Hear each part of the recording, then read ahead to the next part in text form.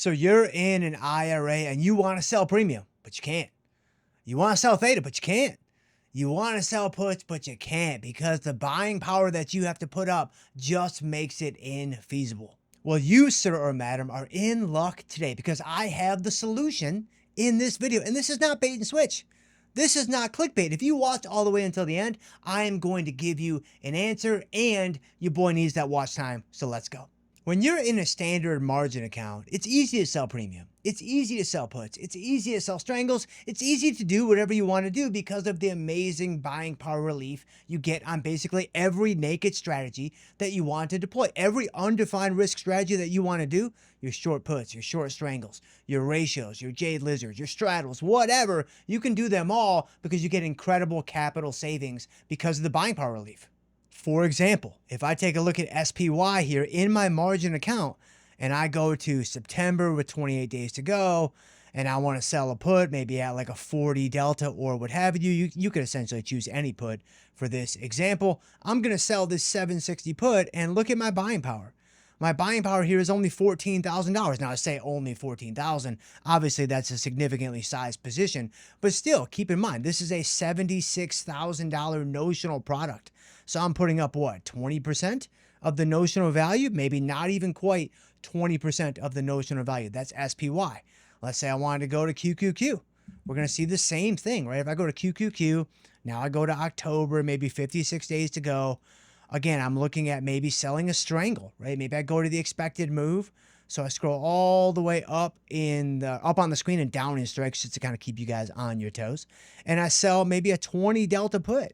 So I sell a 20 delta put on the downside. I go all the way up to outside the expected move on the upside. I sell, this 21 delta call. This is my strangle right down here, 663, 760. That would be a really standard strangle setup. And look at the buying power on this.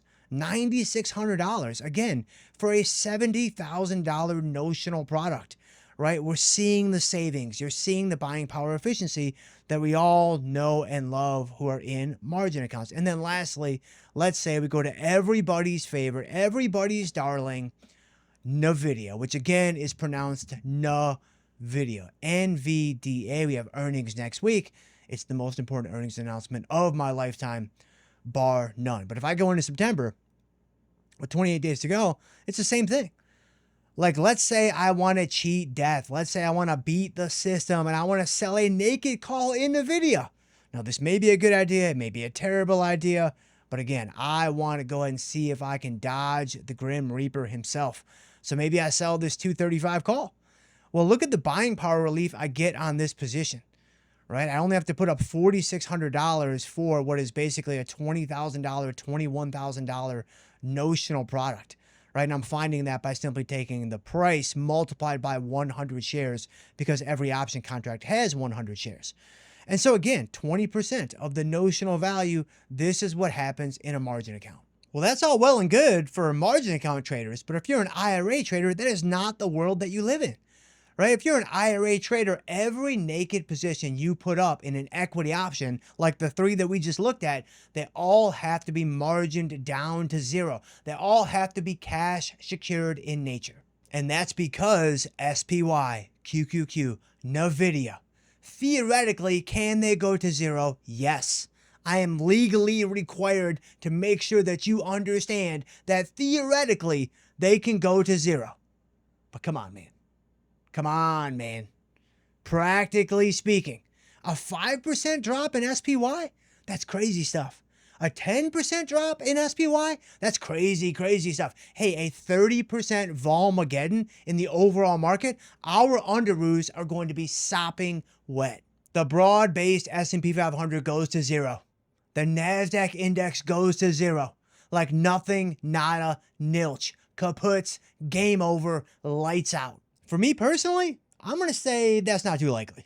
Right now, again, you've got to make up your own mind. But when I'm looking and I'm surveying the landscape and I'm looking at, the DIA, shout out to my boomers out there, y'all built this country. When I'm looking at the diamonds, I'm not necessarily pricing risk at the possibility of DIA going to zero. But in an IRA, because of regulatory requirements, you do have to price that risk. You have to cash secure all of your naked positions most of the time, but not all of the time. Enter futures options. So maybe you woke up this morning and you were like, man, I really love options, but I need more. Maybe you woke up this morning, you're like, man, I really love futures, but I need more. Well, you, sir or madam, are in luck again, because here we have the futures option. You can sell options on futures and get buying power relief in an IRA, right? You can sell options on the S&P 500 and get buying power relief in your IRA. You can sell options on the NASDAQ index and get buying power relief in your IRA. Now, does it make any sense that you can't already do this with QQQ? No. Does it make any sense that we can't already do this with equity options? Absolutely not. But this is the landscape that we are living in, and I'm going to show you exactly how to do it right now. Okay, so now I am in my IRA account. And so we're going to set up the exact same trade that we just set up in the margin account and look at the buying power difference. This is something that everybody out there trading in an IRA, you already know this, but if I sell the 760 put in an IRA, you're going to see there's tremendous buying power that I have to put up for that position, right? Again, it's the regulatory requirements. It's all those things. If we do the same thing in QQQ, like if I go to, let me clear away this trade. If I go to QQQ, same exact deal, go to QQQ, and I want to sell a strangle in QQQ, right? This is the same strangle that we had put up in the margin account. Same strikes, literally the identical trade. And look at that buying power effect. Right? Again, you are cash secured on these naked positions in an IRA. Well, that's a stick in the mud.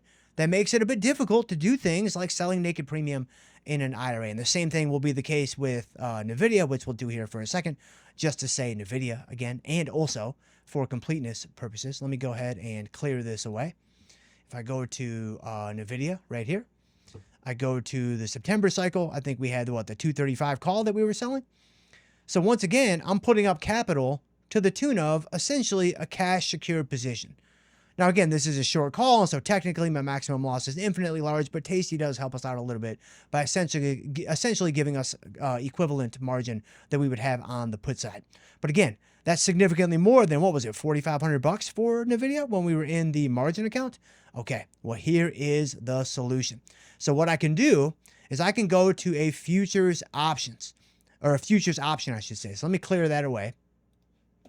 And we'll dig into the details of futures options in a later video. But for now, I just want to make you aware that this is even a possibility, because I think a lot of traders don't even know that this is a possibility. So you can use MES for the micros. You can use ES for the minis. If you want S&P 500 exposure, you can see that right up here. You have S&P 500 exposure. And if you are brand new to futures and you've never traded futures before, then I would just use today's video as a learning opportunity, as a catalyst to learn more. I don't know that you're necessarily ready to start slanging them in the marketplace, right here and right now.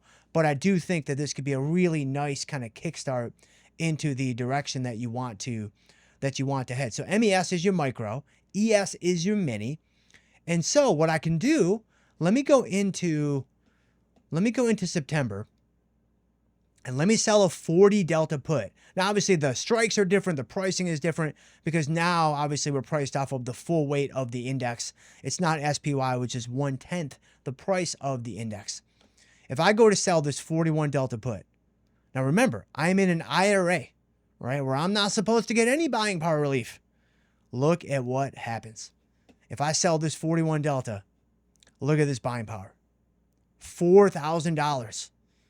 Now, again, it's not quite as good as what the same position would be in a margin account, but guys, this is much, much better than SPY at 76,000, right? This is significant capital savings over what we saw with the equity options just a couple of seconds ago, just by switching into a different product that essentially gives me the same exposure.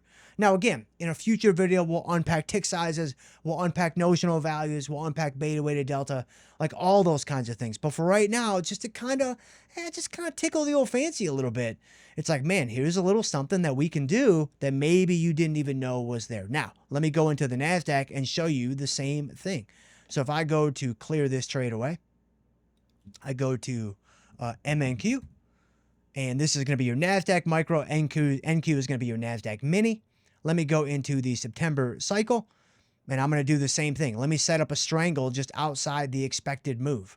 I'm not going to get super granular with strike selection right now because it's not necessary to make the point that I want to make. But if I sell around a 20 delta on both sides, let me go ahead, and that's going to be that guy. That's going to be that guy. So you can see down here, this would be my strike selection for my strangle for MNQ. 28,000 put, 30,600 call. And my buying power effect is only $4,500. Again, what was it with the Qs? Like 66,000 or something crazy? Like this gives me so much buying power relief. Like this just gives me so much capital efficiency, and I'm in an IRA. I'm doing something naked. It kind of feels like I'm doing something I shouldn't be doing, but man, this is readily available to everybody out there that wants to do undefined risk in an IRA.